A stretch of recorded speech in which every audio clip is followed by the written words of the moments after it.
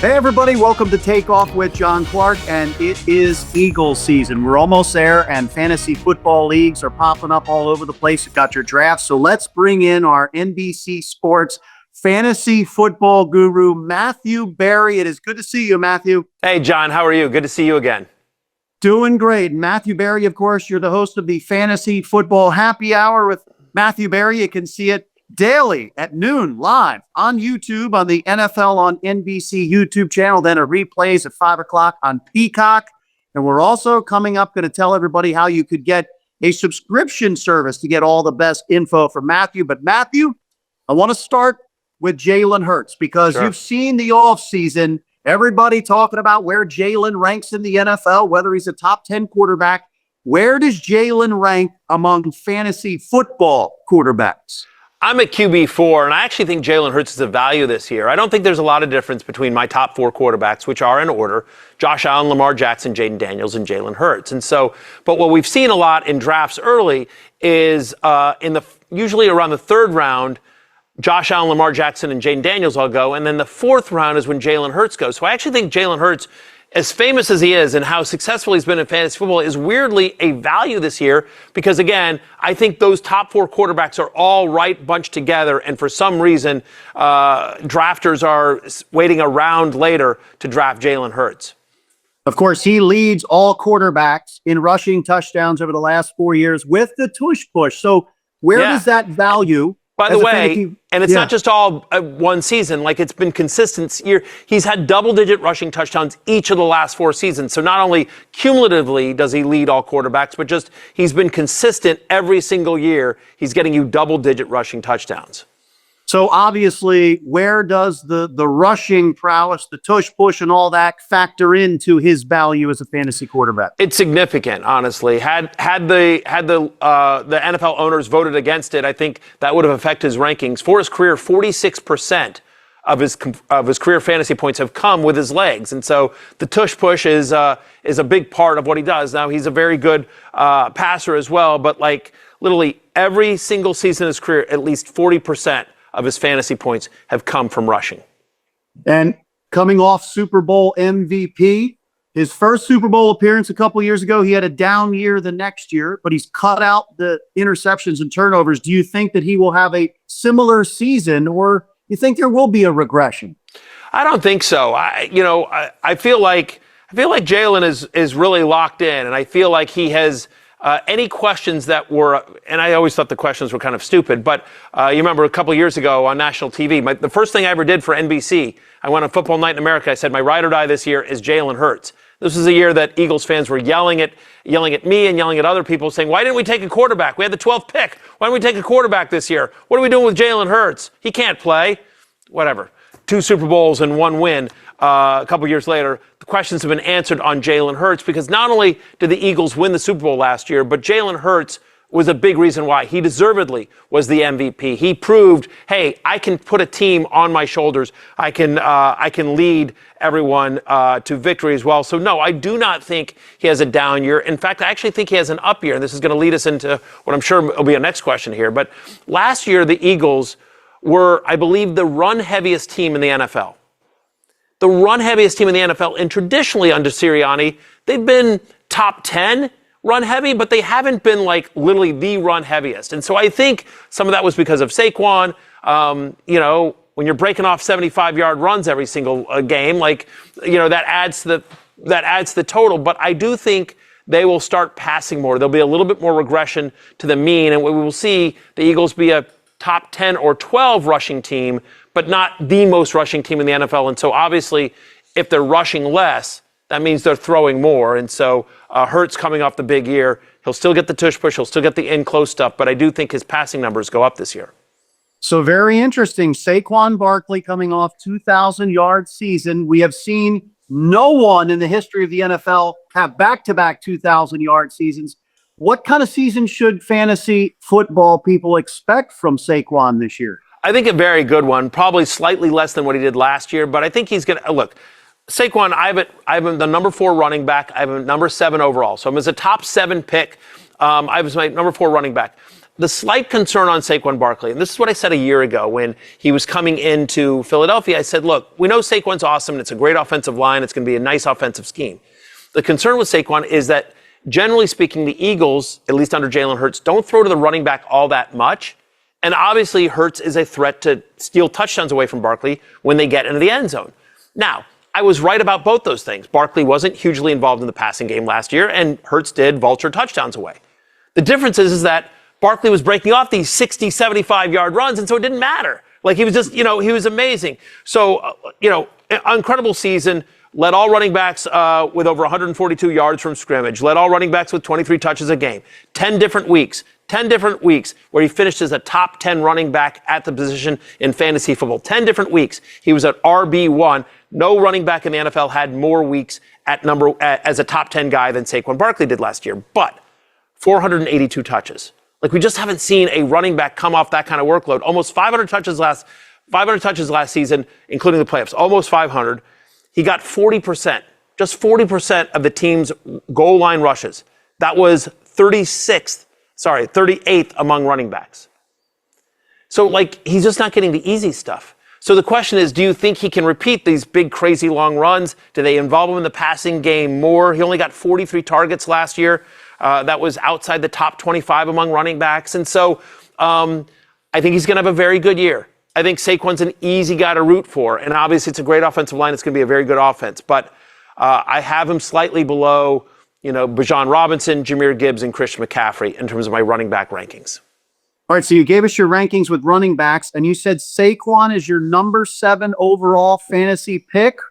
Yes. I'm as a first-round pick this year. Yes, of course. Who would be the next Eagle? Or give me an idea of your top 3 or 4 Eagles that are in your top so-and-so of fantasy drafting. Yeah, I mean, again, this is assuming it's all the obvious guys. This is assuming it's not a super flex league or a 2-quarterback league. So generally speaking, when you're in a 10 or 12 team fantasy football league, quarterbacks tend to go a little bit later. So I have Barkley at number 7 overall. I have AJ Brown at number 20 overall. And then I have Jalen Hurts at 34 overall. DeVonta Smith, number 50 overall in my top 200, which is available at rotoworld.com or NBCsports.com. All right, nice. So you are predicting more of the passing game. Of course, Kevin Patullo is taking over the play calling, and he has been the passing game coordinator. So when you have all this talent on the Eagles, running back, receivers, tight end, and quarterback, how does that muddy the waters as far as people drafting Eagles? Because it's so spread out sometimes. The wealth is shared. It is, but it's such a good offense. It's so efficient. It moves the ball well. They're in scoring position often. That while they have a lot of talent, it's weirdly concentrated. I know it may seem like it's spread out from your point of view, but from a fantasy football perspective, it's actually fairly narrow. It's Saquon, it's AJ Brown, it's DeVonta Smith, and it's Dallas Goedert. You're not really worried about Jahan Dotson or anyone else, right? There's a lot of other teams, like you think about the Chiefs. The Chiefs have so many guys that show up and do, have a pop-up game here or a pop-up game there. It's fairly concentrated in Philadelphia. And so, AJ Brown's the alpha, right? This is somebody who last year had a 34% target share. That was second best in the NFL. Jalen Hurts clearly had eyes for him. His first 2 seasons with Philadelphia, he averaged over 17 fantasy points. Now, somewhat of a down year last year, again, because they were so run heavy. But as I said, my expectation here is that they pass more. It's not going to be a pass-happy offense, but I think they're going to be, top 12-ish in terms of run rate versus the most run-heavy team in the NFL.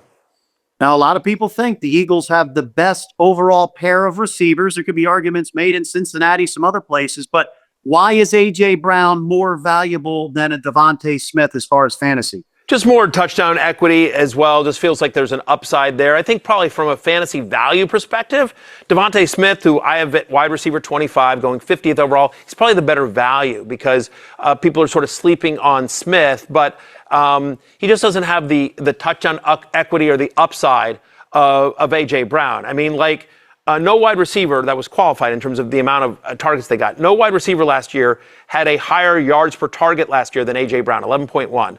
So again, he's just somebody that they look for in the red zone. He's targeted a lot. He's targeted more than DeVonta Smith. Look, I really like DeVonta Smith. He had a 28% target share. third straight season where he's averaged at least 14 fantasy points. I think both guys are great, but there's just a ceiling to AJ Brown that DeVonta Smith doesn't have because of his size, because of his presence in the red zone. And I have a lot of Eagles fans that ask me, is this the year where Dallas Goedert will be a huge fantasy football pick? Because obviously you have AJ and DeVonta in front of him. Can Dallas stay healthy? Will he score touchdowns? Where do you rank Dallas Goedert this year? I'm slightly lower on Goedert as a tight end this year. I'm a tight end 15. Like, he's never had a season with more than four touchdowns, right? I'm sorry, 2019 he had 5. So he's only had one season in his entire career where he had more than 4, and that was 2019. He's just never been a big red zone threat, never been a big touchdown scorer. And then you mentioned the health.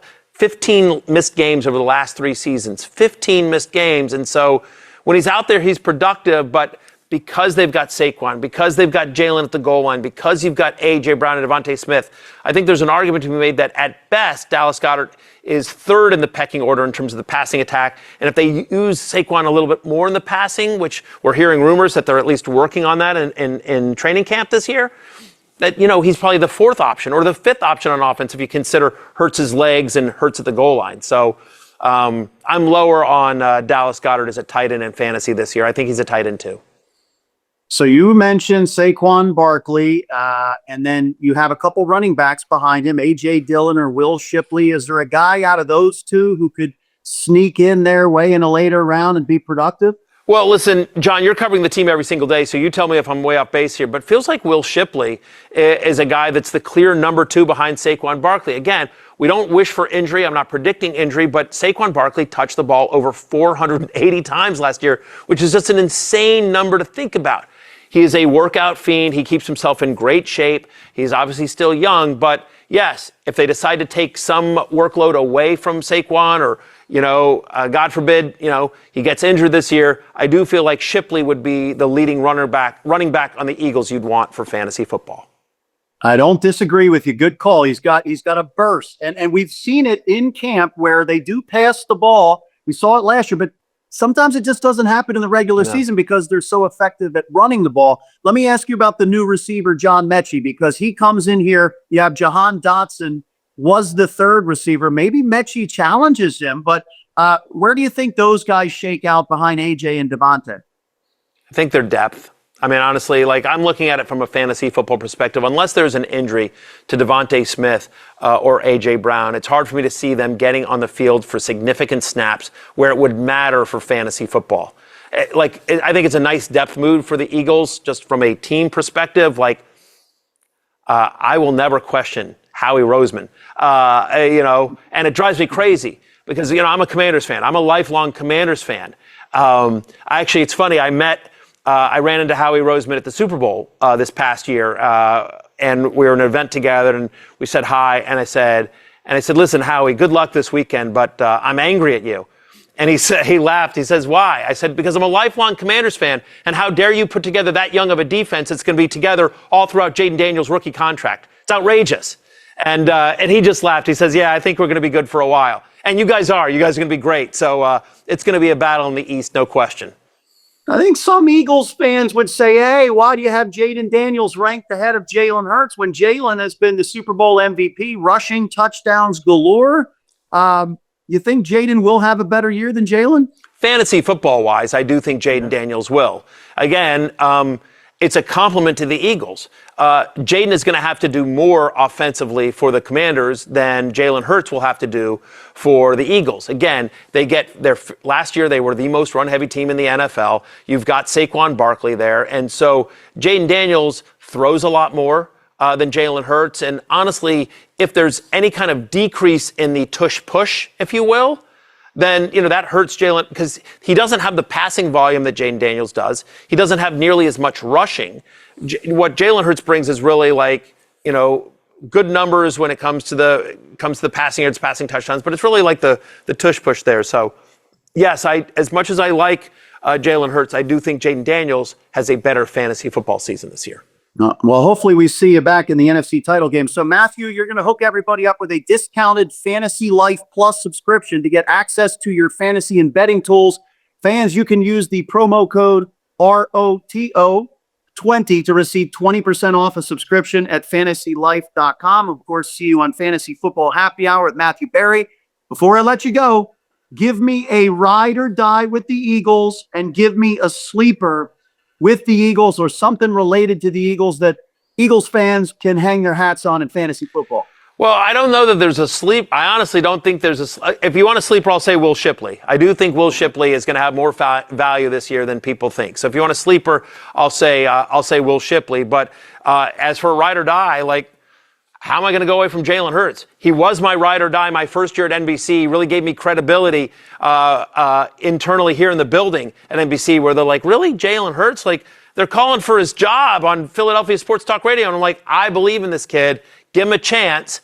It's his third year in the NFL. Look at his numbers compared to like Josh Allen's first 2 years in the NFL, and look at what Josh Allen did his third year. Josh Allen had the same coordinator, had more weapons. I think Jalen Hurts takes a big step this year, and that's exactly what ended up happening. So Jalen Hurts was once my ride or die. He'll continue to be my ride or die. I love it. Well, maybe we could get you and Chris Sims on a podcast someday and have a good debate about that. We'll listen to your Fantasy Football Happy Hour with Matthew Berry on YouTube every day during the week at noon. We appreciate you joining us, Matthew Berry. Thanks, John. Appreciate you.